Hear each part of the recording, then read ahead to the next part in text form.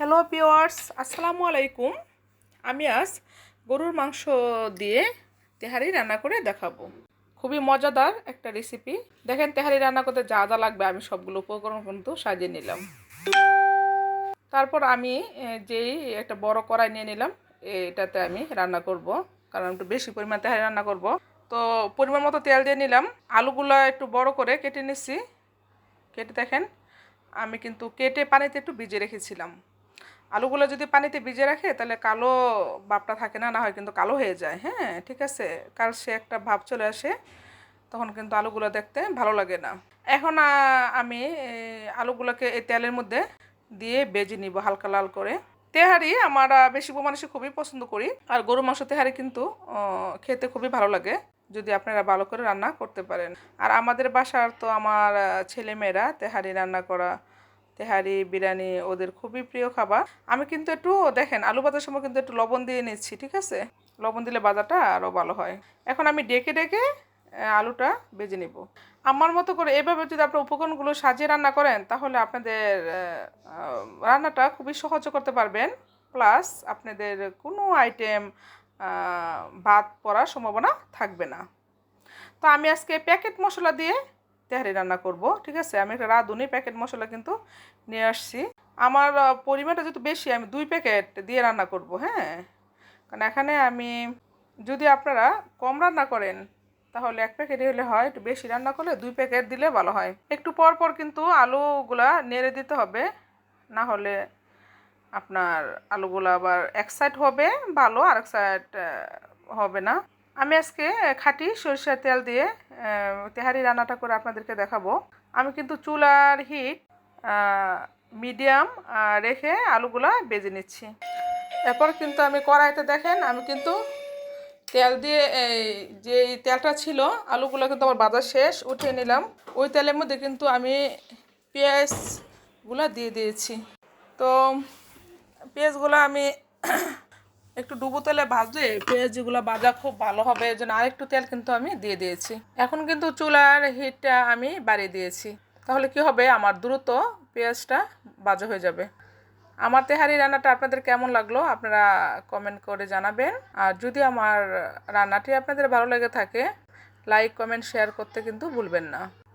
এখন এই যে কিছুদিন আগে মাত্র কুরবানি ঈদ গেল, এখন কিন্তু আমাদের বেশিরভাগ বাসাতেই কুরবানির মাংস আছে। তা আমরা কিন্তু চাইলে মাঝে মাঝে এইভাবে তেহারি রান্না করে আমাদের পরিবারের সবাইকে নিয়ে আমরা খেতে পারি। দেখুন একটু পর পর কিন্তু আমি নেড়ে দিচ্ছি। প্রথম অবস্থায় একটু পর পর নিলেই হবে, এখন কিন্তু দ্রুত নাড়তে হবে, নাহলে কিন্তু আমার এই যে পেঁয়াজগুলো কিন্তু আমি হালকা একটু গোল্ডেন কালার করে ভাজবো। কারণ এখান থেকে আমি আবার বেরেস্তা জন্য রাখবো, তো হাফ আমি বেরেস্তার জন্য রাখবো আর উপরে দেওয়ার জন্য পরে, আর বাকিগুলো কিন্তু আমি তেহারি রান্নার কাজে ব্যবহার করব। এই যে আমার দেখেন আমার পেঁয়াজ ভাজাগুলো কিন্তু আলহামদুলিল্লাহ অনেক, দেখছেন কি সুন্দর হয়েছে, একবার কালো হয় না একবার ইয়ে হয় না, দেখছেন গোল্ডেন কালার একটা আসছে। আপনার কালো হয়ে গেলে পুড়ে গেলে কিন্তু তিতা তিতা লাগে, ওইগুলা করতে যাবেন না, যাতে করে পুড়ে না যায় সেদিকে খেয়াল রাখবেন। এখন কিন্তু আমি কেটে রাখা মাংস পিসগুলো দিয়ে দিলাম। মাংসের পিসগুলো আসলে যার যার পছন্দ মতো কাটতে পারেন, আমি কিন্তু মিডিয়াম করে, বেশি বড় না বেশি ছোট না, এরকম করে কেটে নিয়েছি।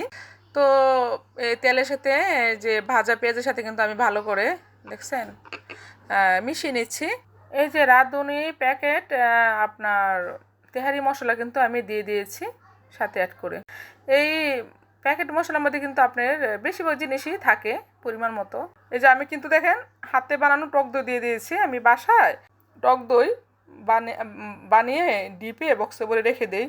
এখন দেখেন আমি কিন্তু পরিমাণ মতো মরিচের গুঁড়ো, ধনিয়ার গুঁড়ো, আদা বাটা, রসুন বাটা দিয়ে দিয়েছি অ্যাড করে।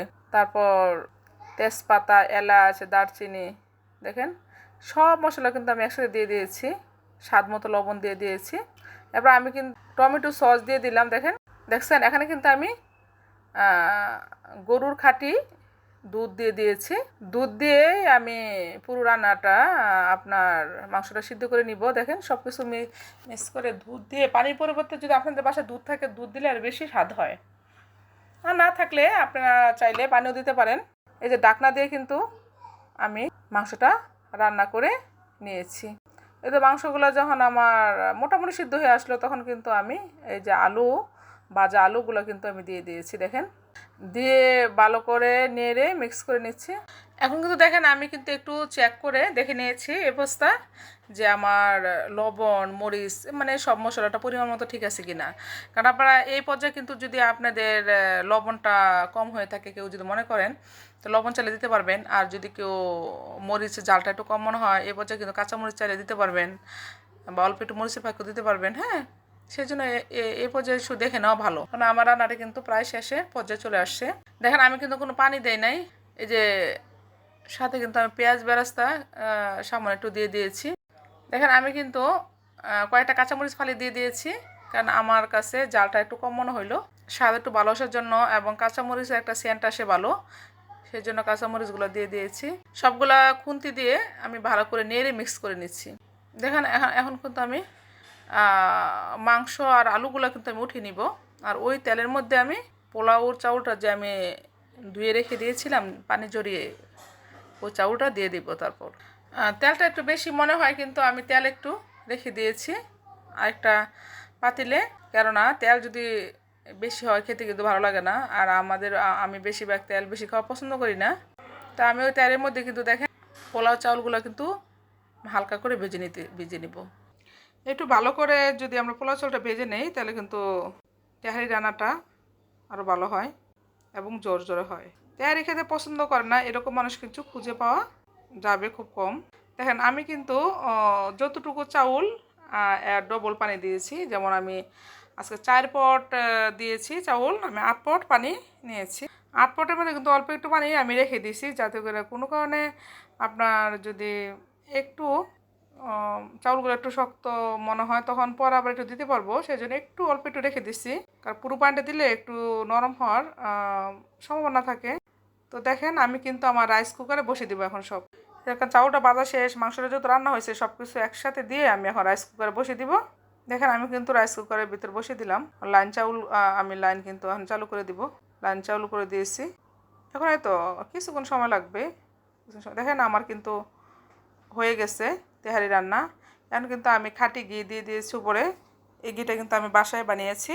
এই যে বেরেস্তা করা পেঁয়াজ যে আমি প্রথম অবস্থা করে রেখেছিলাম, সেই পেঁয়াজের বেরেস্তা কিন্তু আমি দিয়ে দিয়েছি। দেখেন, দিয়ে পুরো একটু মিক্স করে নেড়ে দিচ্ছি।